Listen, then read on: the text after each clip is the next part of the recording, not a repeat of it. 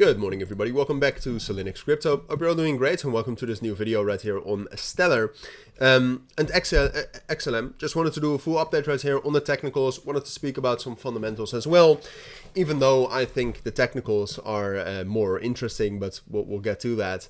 So yeah, let's get right into it. This morning XLM has actually outperformed or has been one of the strongest performers. We saw some momentum coming into XRP and XLM, of course, they're quite correlated. Most likely because of some speculation on the SEC roundtable that's happening tomorrow. So specifically for XLM, there's not a lot of momentum coming in. And to be fair, I mean, if you look at the 12-hour time frame here, in combination with the volume down there and in combination with the open interest, yes, XLM has outperformed some altcoins over the course of this morning.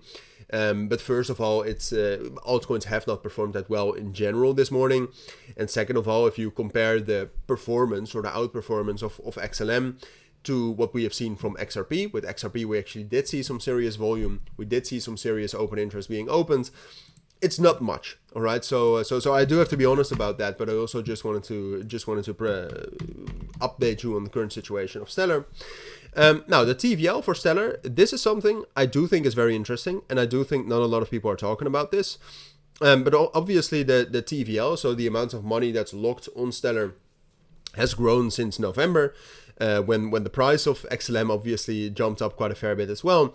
But then since December, I mean, you can see the top for XLM was right here at the end of November, the beginning of December, right? So that was right here. But you can see the TVL actually remained relatively stable in that time. And I can tell you what happens for a lot of networks is that if the price starts falling, which XLM has done, the fundamentals usually decrease as well, or in this case the TVL, which I'd say is one of the major components of fundamentals behind the network. Normally it declines as well, but for XLM it remains stable, and then since the end of May, but also here into the beginning of June, the total value locked has actually increased quite a bit from 50 million to 88 million right now. That's almost doubling in TVL. That is, you know, I have not seen anybody talking about that. And that also doesn't mean that Stellar all of a sudden is one of the biggest networks. It's still actually quite low if you compare to other networks. Like it's less than Starknet, for example, which I consider a dead blockchain. But still, it's growth that's very welcomed, and if it continues, it could also be a fuel for a rally outside of, you know, or independent of what XRP is doing. So interesting to know, but that took up a lot of time. Technically, if we talk about XLM, it's in consolidation. All right, we have lost the uptrend already on Thursday, the 29th of May, when a lot of coins lost their uptrends. Now we've hit a significant support level at 25.5 cents. I would say in general, this support level right here between 24 and 25.5 cents is going to hold.